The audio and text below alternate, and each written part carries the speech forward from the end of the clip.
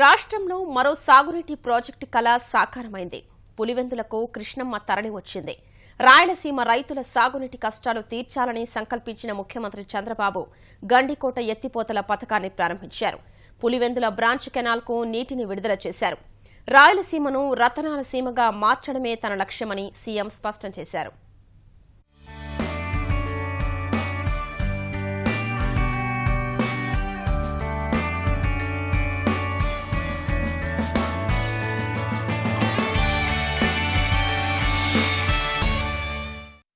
కడప జిల్లాలో గండికోట ఎత్తిపోతల పథకం ప్రారంభమైంది.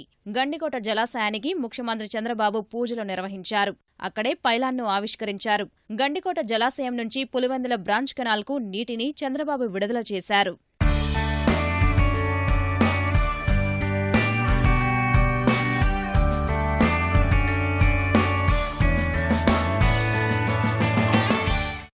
రాయలసీమను రతనాల సీమగా మార్చడమే లక్ష్యమని చంద్రబాబు స్పష్టం చేశారు. గండికోట ఎత్తిపోతల పథకం వల్ల సీమ ప్రజల జీవితాల్లో వెలుగులు వస్తాయని అన్నారు. ఈ గండికోటతో కడప జిల్లాలోనే కాదు, రాయలసీమలోని మన జీవితాల్లో వెలుగు వస్తుంది.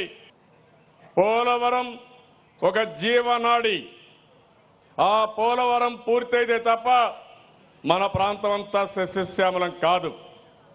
అదే సమయంలో ముచ్చుమర్రి రాయలసీమకు ఒక ప్రాణనాడి లాంటిది.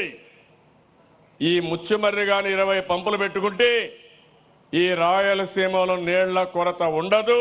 తప్పకుండా నీళ్లు ఏవైతే కావాలన్నా అవి ఇచ్చే అవకాశం పూర్తిగా వస్తుందని చెప్పి కూడా నేను మీకు తెలియజేస్తున్నా. ముచ్చుమర్రిని ఇంట్రాపరబిలిటీ కూడా తీసుకుంటే అటు హంద్రి నీవాకు, తెలుగు గంగకు, కేసీ కెనాల్కి, గాలేరు నగరికి అన్నిటికీ నీళ్లు ఇచ్చే అవకాశం వస్తుంది. దీనివల్ల చాలా వరకు సమస్యలు పరిష్కారం చేసుకుంటాం. నేను ముఖ్యమంత్రి అయిన తర్వాత ఎక్కువ సమయం ఏదైనా శ్రద్ధ పెట్టానంటే అది సాగునీటి ప్రాజెక్టులకే పెట్టాను. దాని ఫలితమే ఈరోజు మీ కష్టాలు తీరుతున్నాయి. ఈ పులివెందుల్లో ఉండే రైతాంగం ఇబ్బంది పడకుండా ఉండాలని కుప్పాని కంటే ముందుగా పులివెందులకు నీళ్లు ఇస్తానని చెప్పాను. చెప్పిన మాట నిలబెట్టుకున్నాను. రాష్ట్రాన్ని కరువు రహితంగా మార్చాలన్న సంకల్పంతో చంద్రబాబు పనిచేస్తున్నారని జలవనరుల శాఖ మంత్రి దేవినేని ఉమామహేశ్వరరావు అన్నారు. కడప జిల్లాకు జలాలు తీసుకొచ్చేందుకు జగన్ ఎలాంటి ప్రయత్నాలు చేశారో చెప్పాలని సవాల్ విసిరారు. 40 సంవత్సరాలు ఈ ప్రాంత ప్రజలు రాజశేఖర రెడ్డి గారి కుటుంబాన్ని మోశారు.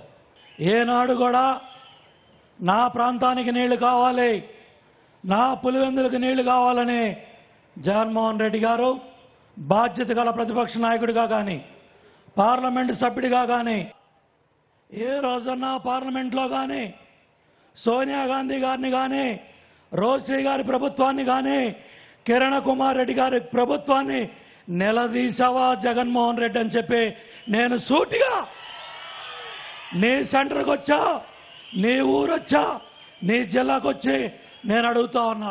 నీటిపారుదల రంగంపై జగన్కు అవగాహన లేదని శాసనమండలి ఉపాధ్యక్షుడు సతీష్ రెడ్డి విమర్శించారు. రాయలసీమకు, కడప జిల్లాకు, ముఖ్యంగా పులివెందుల తాలూకా చరిత్రలో సువర్ణ అక్షరాలతో లిఖించదగ్గ రోజు.